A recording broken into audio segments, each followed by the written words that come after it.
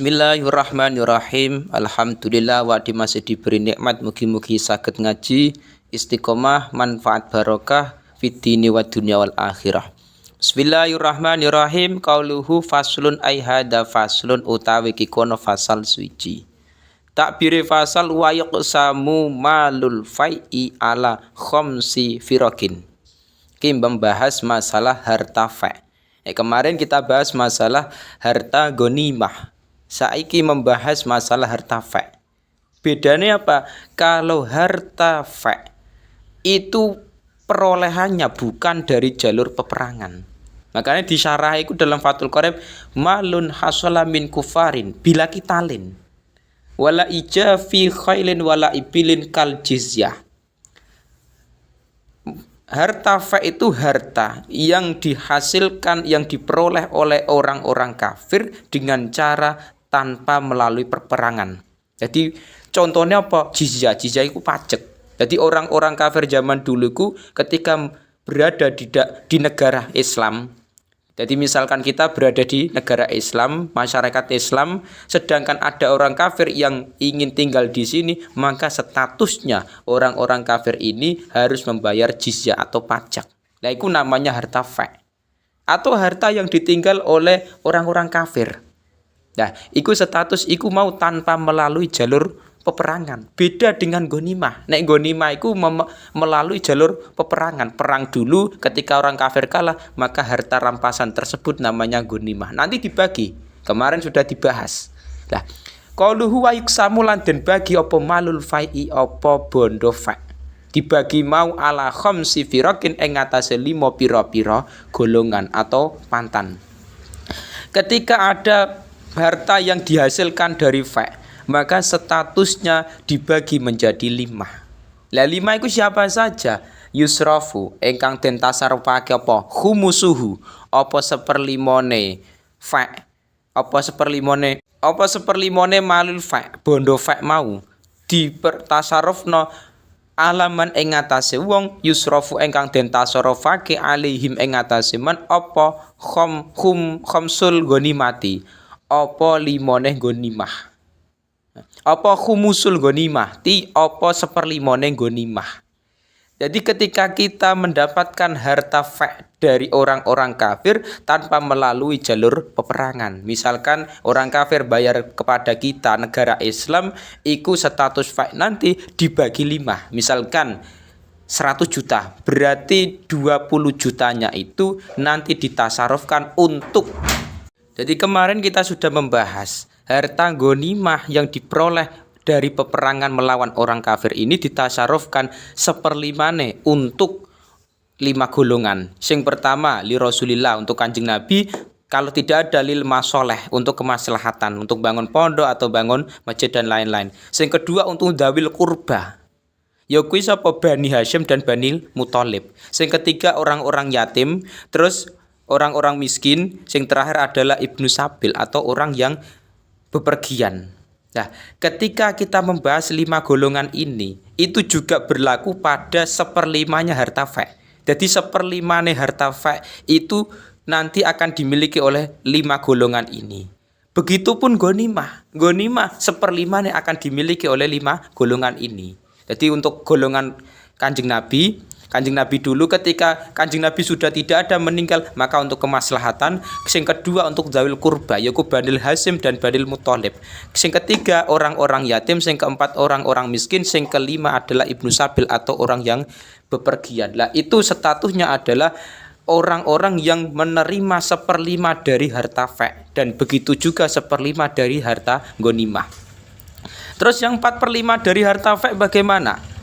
4/5 wayu tolan den wahi dan paringi sopo apa arbaatu akhmasiha apa 4/5 fa' dikwekno di wehno mau diparingno lil muqatilati maring pira-pira kang perang. Jadi ketika statusnya 4/5 dari harta fa' itu diberikan kepada orang-orang yang perang. Nah, itu siapa saja? Lah itu banyak sekali nantinya. Wa fi masalihil muslimin lan ing dalem pira-pira kemaslahatane wong-wong Islam. Dan juga 4/5 nanti untuk kemaslahatan orang-orang Islam. Jadi 1/5 itu kepada 5 golongan tadi yang sama dengan sama dengan gonimah. Dan gonimah sama-sama 1/5 diberikan kepada 5 golongan tadi. Ada anak yatim, terus ibnu sabil, Banil Muthalib, Banil Hashim, terus juga ada masakin dan ilakhirihi. Terus 4/5 dari harta ini itu diberikan kepada orang-orang yang berperang. Dan juga untuk kemaslahatan muslimin, misalkan untuk bangun masjid, bangun pondok pesantren, bangun musola. Jadi untuk kemaslahatan itu juga bisa diambilkan dari harta atau juga bisa diambilkan dari harta ghanimah. Nah, itu untuk kemaslahatan. Nah, cuman masalah kita di Indonesia ini, apakah harta itu masih berlaku? Apakah di Indonesia masih berlaku harta ghanimah? Seperti pembahasan kemarin. Ternyata di Indonesia itu beda dengan zaman dulu. Kita di Indonesia bukan negara Islam. Negara Kesatuan Republik Indonesia, artinya kita statusnya di Indonesia itu ada yang beragama Islam, ada yang non-Islam atau orang-orang kafir. Contoh, misalkan orang Buddha, Metsew, orang Hindu dan lain-lain. Artinya kita di Indonesia bukan Darul Islam, bukan negara Islam, maka status ini tidak berlaku di Indonesia. Status ghanimah juga tidak berlaku di Indonesia. Karena di Indonesia kita katakan harta ghanimah nggak bisa. Karena kita tidak melalui peperangan dengan orang-orang non-Islam, dengan orang-orang kafir tidak perang. Dan kita juga tidak bisa menarik pajak kepada mereka atas dasar tidak bisa. Karena negara kita bukan Islam. Kita hidup berdampingan dengan orang-orang non-Islam dengan damai.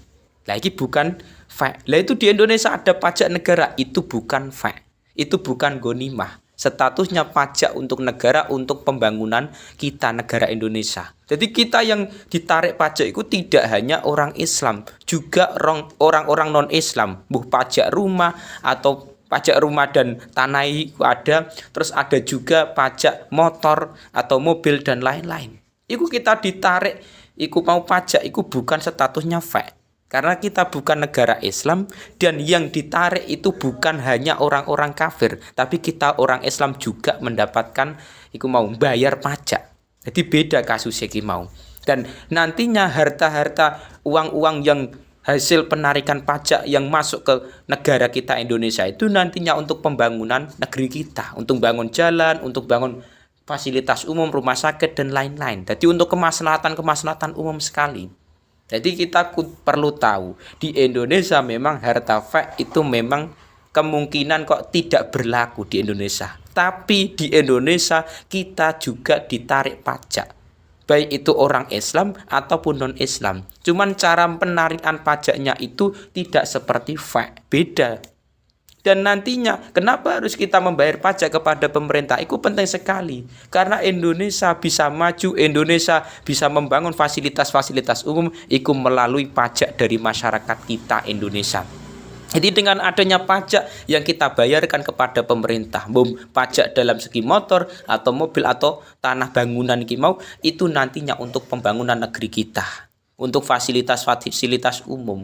Jadi Indonesia juga perlu dengan adanya pajak. Meskipun toh kita bukan negara Islam, tapi pemerintah boleh menarik pajak seperti itu. Itu akan kita bisa bahas ketika kita mau membuka di kitab-kitab ulama fikih mau. Memang ada pajak yang statusnya bukan itu ada. Nah, itu dibahas oleh para ulama. Hukumnya boleh.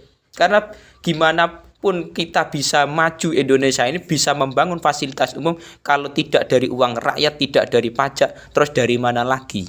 Nah, ini makanya kita harus sadar diri kita di Indonesia itu bisa menikmati fasilitas jalan raya, jalan tol, ataupun rumah sakit, ataupun sekolahan yang dari bantuan pemerintah, atau fasilitas-fasilitas lain. Itu semua itu hasil dari pajak kita, pajak masyarakat Indonesia yang mau membayar kepada pemerintah. Jadi memang kita nggak boleh melarang pemerintah menarik pajak, nggak boleh. Tetap kita harus taat peraturan pemerintah selama itu untuk kemaslahatan umum.